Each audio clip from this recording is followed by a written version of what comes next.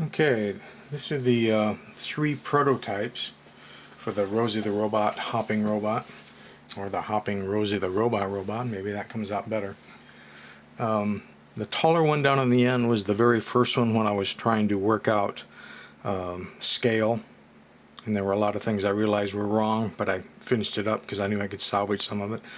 Then these two are the same scale, but the difference with these two are in the legs, how aggressively it leans. As you can see, this one is more straight up and down, and this one leans further. The leaning meaning when the mass of the body hops, how well it's going to move forward versus maybe jumping in place. And also in these two, I experimented with different springs and spring tensions. So basically what you have on this one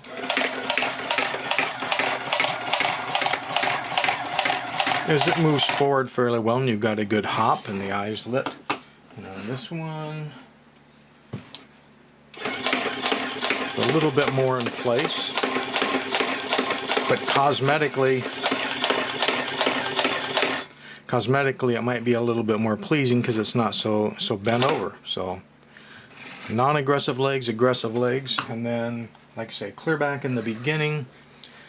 Those two you just saw were running on 4.5 volts, 3 batteries. The very first one I decided just to run on 3 volts, so it's going to hop slower by design. I decided I liked the faster hopping action. But here you can see how much fatter the body was initially, because I didn't really know what scale I was going for. So eventually when I decided this scale was going to start adding too much mass to the whole hopping mechanism, that's when I guess about the time I was doing the arms, I went, no, we're going to scale everything down, so let's make the head smaller and the arms smaller, and then I can use them on my next design. So that's what ended up happening. And then, you know, remaking the body and remaking this and shortening the legs because these are super long. And so this would be the first prototype.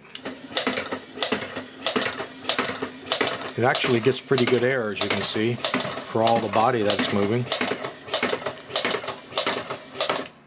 So it's a good hopper,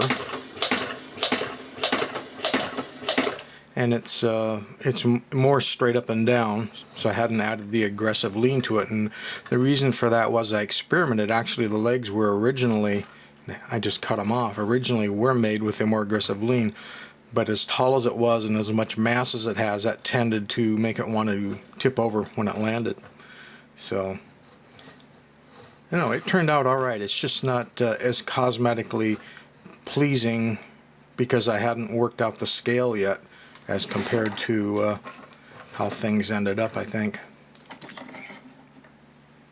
So there we have it. Prototypes 1, 2, and 3.